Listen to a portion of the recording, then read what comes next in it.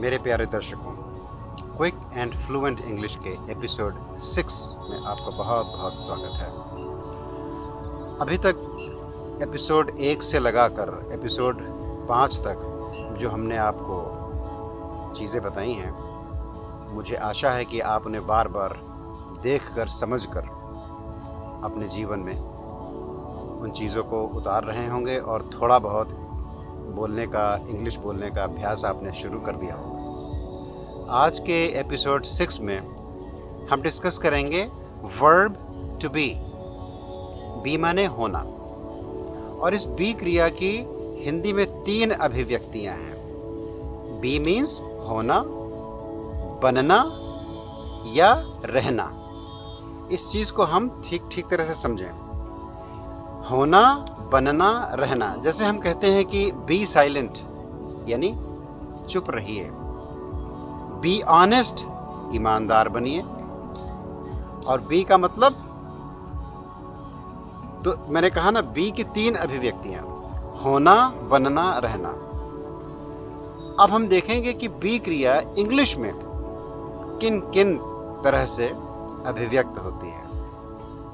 तो सबसे पहले हम बी क्रिया को मुख्य क्रिया के रूप में किस प्रकार से प्रयोग करते हैं ये बताने का प्रयास करेंगे। Be as a main verb has 4 forms as other main verbs have.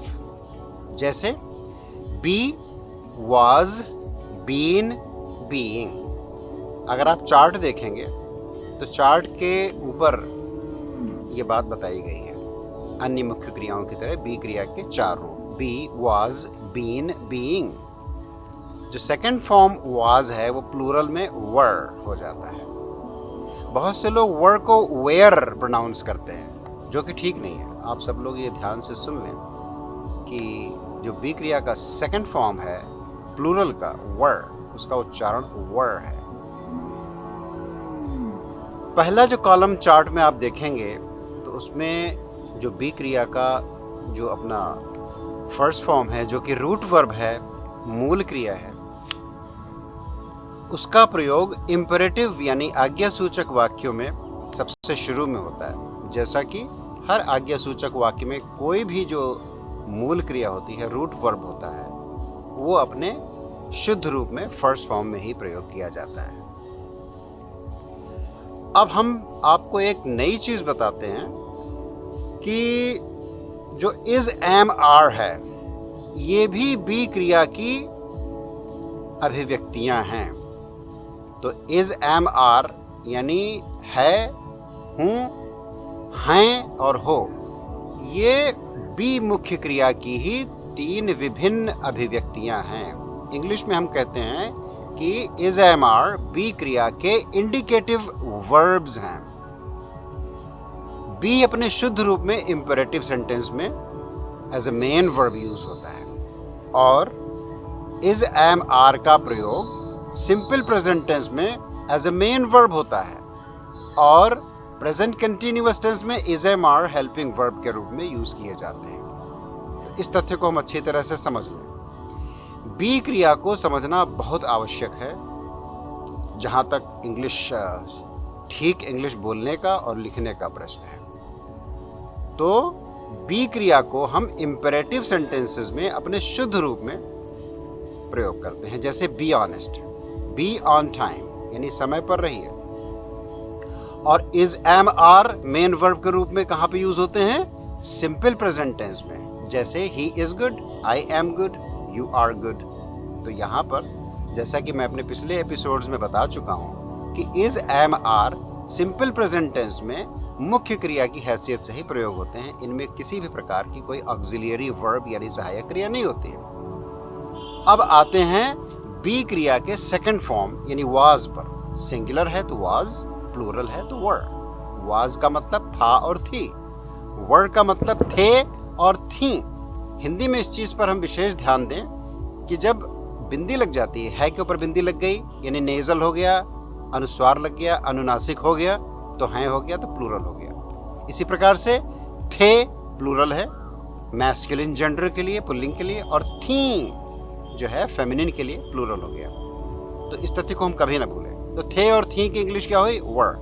तो इसी प्रकार से वाज और वर सिंपल पास्ट टेंस में मेन वर्ब की हैसियत से प्रयोग किए जाते हैं, और वाज और were has as a helping verb past continuous tense में यूज किए जाते हैं। मित्रों, अभी जो मेरी आउटडोर शूटिंग चल रही है, सूर्यास्त हो चुका है, प्रकाश थोड़ा कम हो गया है, तो आज इस एपिसोड को हम कम समय में ही समाप्त करने का प्रयास करेंगे, लेकिन बी क्रिया को हम पूर्ण रूप से बताते चलेंगे आपके इस एपिसोड नंबर 6 में। अच्छा, अब आते हैं बी क्रिया के थर्ड फॉर्म पे, बीन पे। तो आप सहायक क्रिया और मुख्य क्रिया के अंतर को जब आप ठीक तरह से समझ लेंगे तो आपको कभी भी बोलने या लिखने में किसी भी प्रकार की आपसे गलती नहीं होगी। तो बीन ज्यादातर ऑक्सिलियरी वर्ब के साथ प्रयोग होता है। जैसे उदाहरण के लिए कुछ टेंसेस में जैसे has been, have been, had been या विल हैव बीन लगता है, तो ये बीन जो है वो कई ऑक्सिलियरी वर्ब्स में एक इंग्रेडिएंट, एक अवयव, एक उसके घटक के रूप में भी प्रयोग होता है। और जो थर्ड फॉर्म है वो been as a main verb कहाँ प्रयोग होता है? जैसे हम कहें कि मैं ठीक रह चुका हूं, तो ये प्रेजेंट परफेक्ट टेंस है। तो यहां पे हम लगाएंगे I have been good.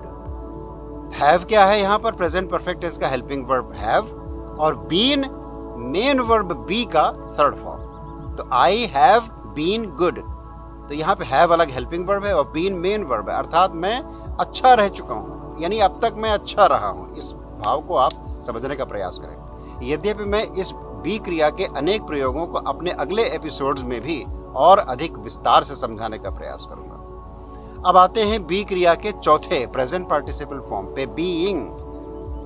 Being का भी प्रयोग अनेक एक्टिव सेंटेंसेस में और पैसिव सेंटेंसेस में ऑक्सिलियरी वर्ब के एक पार्ट के रूप में भी होता है। और मेन वर्ब की तरह कहाँ पे बीइंग प्रयोग होगा?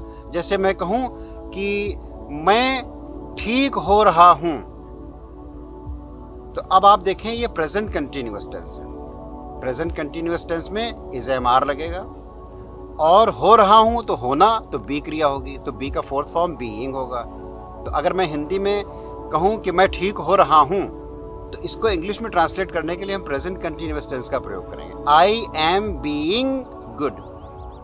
तो इस प्रकार से हम अपने अगले एपिसोड्स में बी क्रिया के मुख्य और सहायक क्रिया के रूप में अन्य प्रयोगों पर भी विस्तार से प्रकाश डालूंगा। आज के एपिसोड में सिर्फ इतना ही। बहुत बहुत धन्यवाद।